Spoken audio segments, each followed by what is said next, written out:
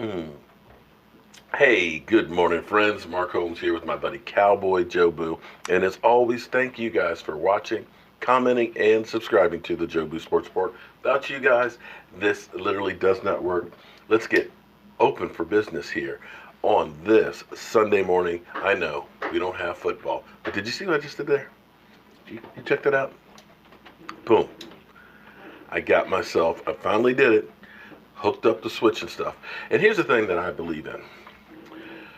Every day, if you just do one small thing to improve, it may be something little, teeny, and minor, but when you add up the course of a week or a month, when you think about all those little things that you do adding up, all of a sudden it becomes something big.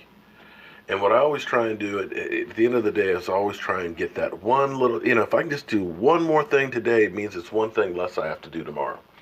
And as I look through and you look at the totality of a problem or a situation, if you take it as a whole, it can be overwhelming. But if you just focus in on one little piece of it and get that one done and then focus on the next one, all of a sudden, before you know it, that problem that you looked at that just seemed overwhelming isn't so bad after all. And I learned that from a great friend. I actually turned him my Yoda,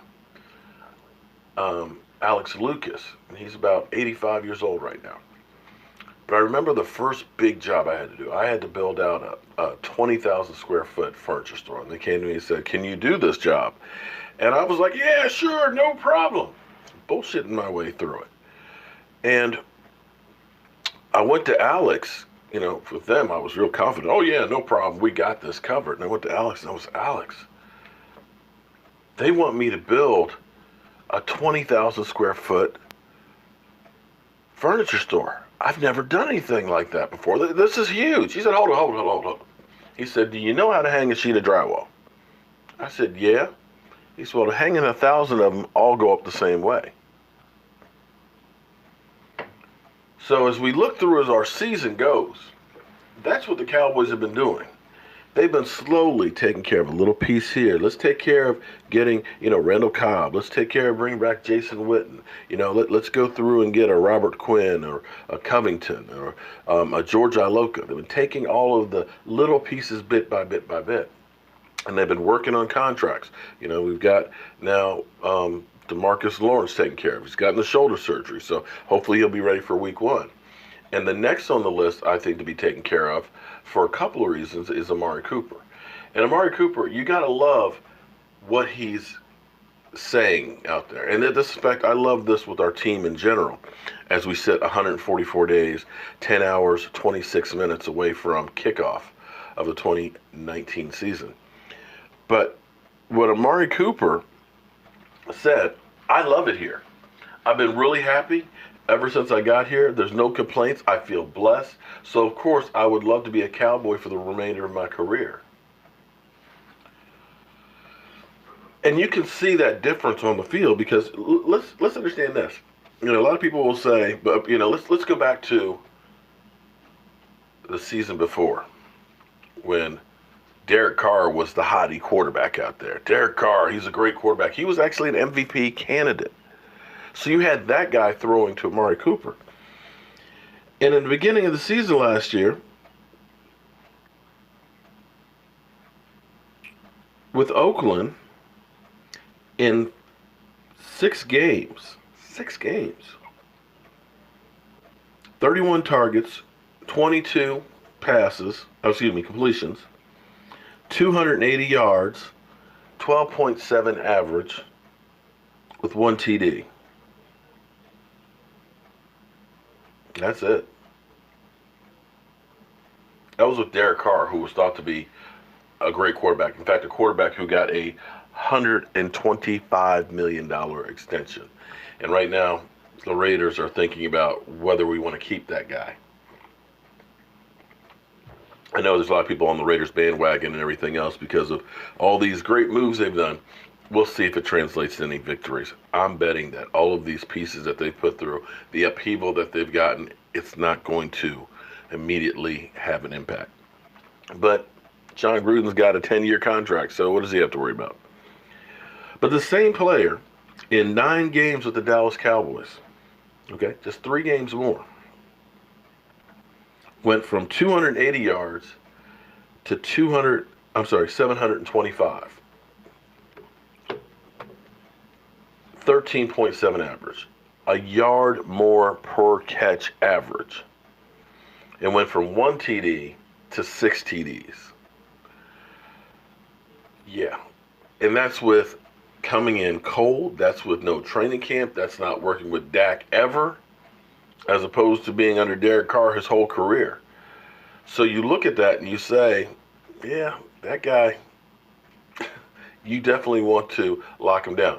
Now, his contract right now is currently right around $13.9 million. More than likely, they'll do a deal that'll be similar to what you do with DeMarcus Lawrence, where the first year is very team friendly and kick a lot of that money where you have room to next year.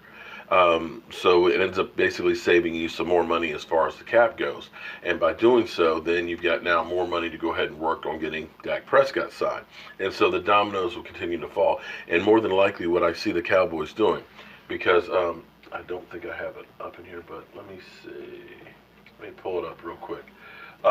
More than likely, the Cowboys are using the cap to their advantage. And I love the way that they're working on things.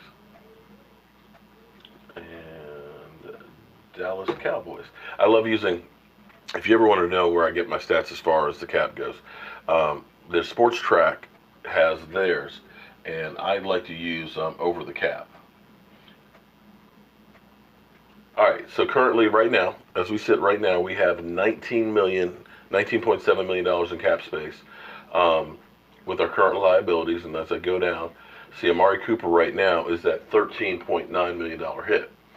And DeMarcus Lawrence, he went from being that $20.5 million hit down here to 11. So you see how by doing these deals like this, you're basically kicking some of that money down the road. Because here's where it gets interesting. That's where we're looking at this year. What you've got next year right now is $93 million. So you can go ahead and do Amari Cooper, do a deal that's kind of friendly on this front end for the first year, and use more of that money next year, and do the same thing with all of these players, with Dak and Zeke and so forth. So that way you're spreading out the pain. And also keep in mind too that that $93 million is probably going to change as well, because when you start looking at some of the players that you have, not everybody who is on this roster is necessarily going to be with you this year into next year. And there's places where if you go in a different direction, you cut a player here, cut a player there, all of a sudden you get $2 million, $5 million, $9 million and things like that. So we haven't seen the whole roster in totality yet and how it's going to be. But that's a way that they can go through and sign. And everybody's, of course, talking about, well, you're not going to be able to sign Byron Jones. He's going to be odd man out. And I don't necessarily believe that, because the Dallas Cowboys have been creative. And if they really and truly feel that he is a guy that they need or want, they can do some restructuring. I don't recommend restructuring because that's what got us in cap hell. But if you really deem that this guy is the guy, you can find a way. But I will preface it this and saying, at some point, you start looking and saying, okay, can we replace him with somebody who is a little bit less? Can we draft a player who can fill the shoes? And where the Cowboys have evolved is figuring out ways to get those compensatory picks, to get more and more draft picks, to get more and more people in there. And this year, you look at the team, and you see a team that it's going to be difficult for these rookies to grab a spot on this roster. So you may end up looking at taking some of those picks and actually trading up to get a couple more people that are more impactful than just getting some more bodies. But we'll have to wait and see. It's coming up quick, and I'm excited.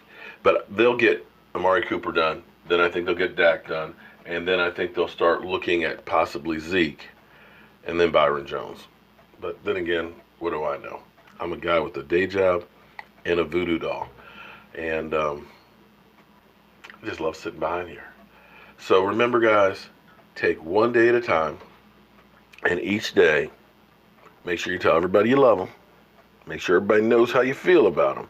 And keep striving to get a little bit better. Doesn't have to be major, just get a little bit better.